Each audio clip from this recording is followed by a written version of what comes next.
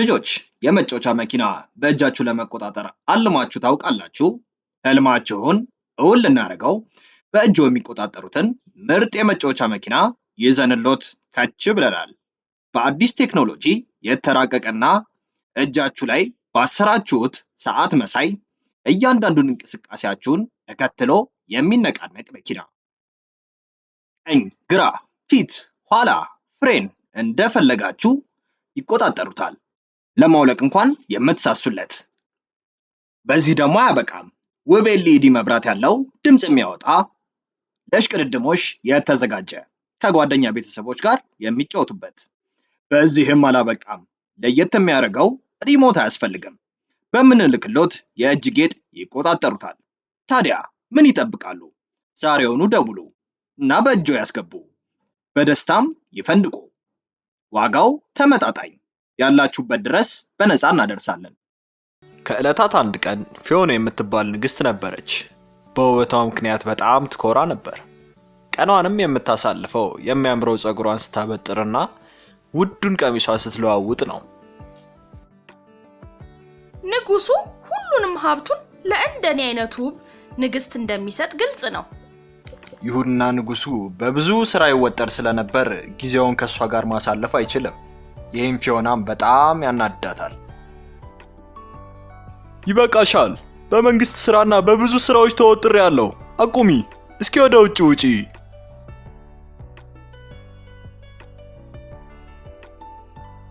ንግስት ፊዮናም በሁሉም የሚታወቅ መጥፎ ጸባይ አላት፣ ቅናት። ያምራል ብላ የምታስበውን ሰራተኛ ቤተ መንግስት ውስጥ እንዲቆይ አትፈቅድም። ጠባቂዎች፣ ለምንድነው እነዚህ ሰራተኞች እዚህ ያሉት? ላያቸው አልፈልግም። ቶሎ ከዚህ ውሰዷቸው። ከንጉሱ ልብ ውስጥ ቦታዋ እንዳይወሰድ ትፈራለች። ንግስት ሆይ ይቅርታ፣ ይቅር በይን እባክሽ። በዚህ በማይሆኑ ምክንያት ብዙ ሰራተኞች ከቤተ መንግስቱ ተባረዋል። ቆንጆ ለመሆን ትደፍራላችሁ? ይቅር አያስብላችሁም። በዚህም አላበቃም።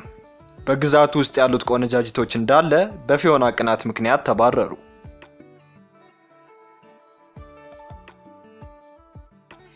አንድ ቀን ንግስት ፊዮና ለየት ስላለው አበባ ሰማች። ስሚ፣ ዛሬ ጠዋት ባለቤቴ የሚያምር የአበባ እርሻ ከጫካው ጎን አገኘ። እንደ በረዶ ነጭና እንደ እንቁ ያበራል። አበቦቹ እስኪፈኩ ድረስ እንድጠብቅ ነግሮኛል። ከዛም ይተክላቸዋል። እንዴት እድለኛ ነሽ! እኔ ንግስታችን፣ አሁኑን አቁሙ። የአበባ ስፍራው የት እንደሆነ ንገሩኝ። ንግስቴ፣ ወደ ጫካው ትንሽ ከተጓዝሽ በኋላ ታይዋለሽ። አሁን መሄድ ትችላላችሁ። ቤተ መንግስቱ ባዶ የሆነ እንደመጣ ማስተዋለች። አንተ ሰዎቹ የት እንደሆኑ ንገረኝ። ንግስታችን፣ የሚያምር የአበባ ቦታ ጫካው አጠገብ እንዳለ ተነግሯል። እዛ ቆሞ ብቻ አበባውን ማየትና ማሽተት ሙሉ ቀን ደስተኛ ያደርጋል። ሁሉም ሰራተኛ ስራውን ትቶ ወደዛ እየሄደ ነው። ብቻ ንጉሱም ንግስቴ፣ ንጉሱ እንደሰማ ነው የተጓዘው። እሺ፣ ትቶኝ ለመሄድ ወሰነ። እስኪ እነዛ አበቦች ልክ እንደኔ ቆንጆ እንደሆኑ እኔ በመገረም መንገዷን ጀመረች። ስትደርስም ንግስቷና ሰራተኞቿ በሚያምር የአበባ ቦታ ተማረኩ። በጣም ያምራል፣ ተፈጥሮ ደስ ሲል። ጠባቂዎች፣ እነዚህን አበቦች እንዳለ ቁረጡልኝ።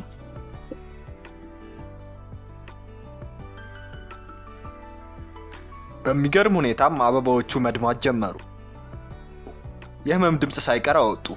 ይሄም የፊዮናን ራስ አሳመማት። እነዚህ የተረገሙ ፍጥሮች ከተቆረጡ በኋላ ራሱ ሰው መጉዳት ይፈልጋሉ። ጠባቂዎች አመድ እስከሚሆኑ ድረስ አቃጥሏቸው። እሳቱ ሁሉንም ነገር ያጠፋዋል ብላ በማሰብ እሳቱን ሲያያይዙት፣ ቤተሰቦቻችን በዚህ ክረምት ልጆ ምን በወጣው በዚህ ሀገር ጭቃ የሚጨማለቀው ብለን አሪፍ አስማታዊ የአሜሪካ ጭቃ ይዘንሎ መተናል። ልጆቹ ስክሪን ላይ ስልክ ላይ ከሰለቻቸው እያደገ ባለ አይምሯቸው የፈለጉትን ቅርጽ እየቀረጹ እያፈረሱ ደግሞ እንደገና እየቀረጹ ይዝናኑ። የጭንቅላ ፍጥነታቸውን ይጨምራል። ልብስ ላይ ሆነ ቤት የማያቆሽሽ ለማጽዳት ቀላል፣ እስከፈለጉ ጊዜ ሳይበላሽ የሚጫወቱበት። ተመልከቱ እስኪ የልጆቹን ደስታ። እናንተም ምን ትጠብቃላችሁ? ይዘዙንና በተመጣጣኝ ዋጋ ለልጆ የደስታ ምንጭ ይዘዙ። ያሉበት ድረስ እናደርሳለን። ደግሞ ለልጆቹ ሲያንስባቸው ነው። ጥቁር ደመና መጣና ዝናብ ዘንቦ እሳቱን አጠፋው። የተረገሙ ፍጥሮች! በዛ ምሽት ንግስቷና ልዕልቷ ከባድ ትኩሳት ኖረባቸው። ግን ሐኪሙ መንስኤውን ሆነ እንዴት ሊያድነው እንደሚችል አላወቀ።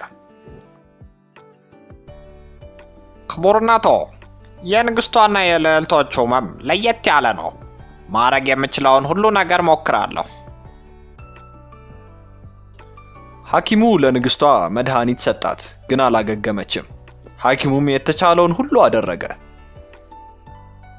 በእንቅልፍ ልቧም ንግስቷ በህልሟ ወጣት እናት ከልጆቿ ጋር ሳር ላይ ስትጫወት አየች።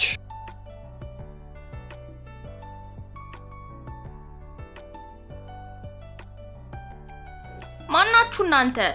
እዚህ ሀገር ውስጥ ከኔ በላይ ማንም ቆንጆ እንዲሆን አይፈቀድለትም። ንግስታችን፣ ከ100 ዓመት በፊት ይሄ አትክልት ቦታ በድራገን ይጠበቅ ነበር። አበባውንም በጣም ስለሚወደው የራሱን ደም ተጠቅሞ ነበር የሚያሳድገው።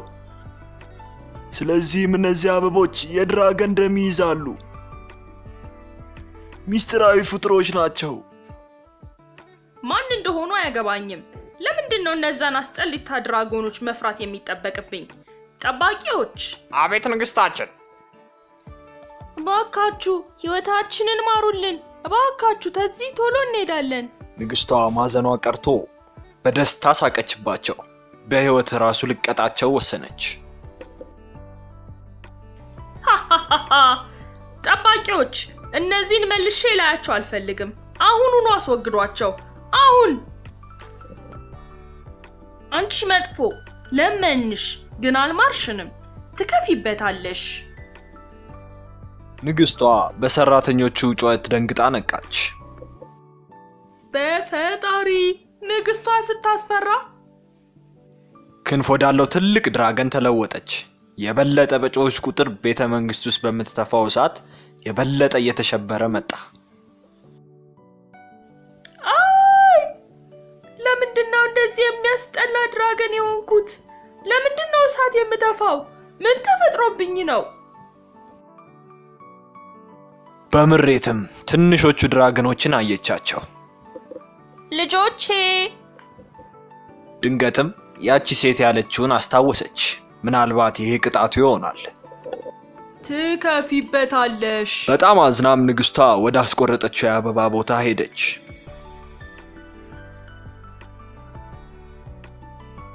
በጸጸት እንደተሞላሽ አውቃለሁ። መቼም አይመለሱ።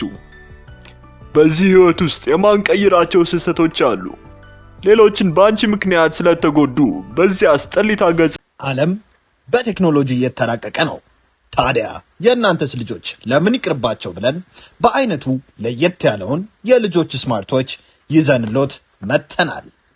ለልጆቹ ምርጥና ቀለል ያለ ሲሆን ካሜራና ቪዲዮ ስላለው የፈለጉትን ትውስታ ቀጭ ቀጭ፣ ሲም ስላለው ለወላጅ ጓደኛ ይደውላሉ።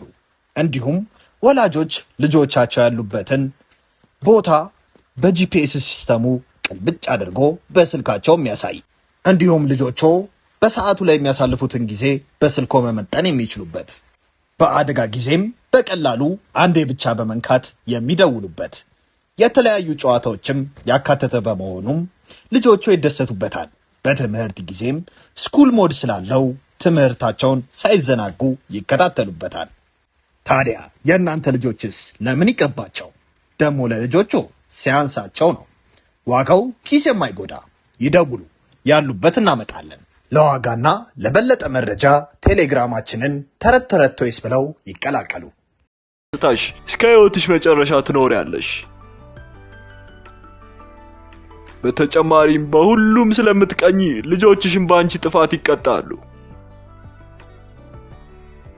የሆነ ሰው ስላንቺ ሲያስብ መልክሽንም ሳያስተውል ሲቀርብሽ አንቺና ልጆችሽ ወደ ሰውነታችሁ መመለስ ትችላላችሁ። የድራገን ንግስቷ ፊዮናና ልጆቿም ማንም ወደማይኖርበት ሩቅ ቦታ በረሩ። ምክንያቱም በጣም ስለሚያስፈሩ ማንም ሊጠጋቸው አይፈልግም። ምናልባት እዚህ ብንኖር ይሻላል። ብቻቸውን ለረጅም ጊዜ ኖሩ። ሁልጊዜ ሰዎች በመጥፎ ሁኔታ ስለሚመጡ መጠንቀቅ ነበረባቸው። ግን አንድ ቀን ልዕልት ወደዛ መጣች። በጣም የሚያምሩ አበቦችንም እንደ ስጦታ አቀረበች። ሰላም፣ እኔ ሰሊና ነኝ። ማንንም ልጎዳ አይደለም የመጣሁት፣ ለመነጋገር ብቻ ነው።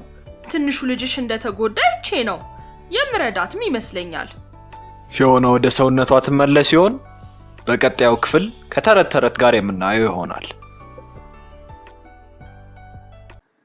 ፊዮና ምን የምትሆን ይመስሎታል? ኮመንት ላይ ያሳውቁን። እንዲሁም ላይክ እና ሰብስክራይብ በማድረግ ድጋፎን ያሳዩን። እናመሰግናለን።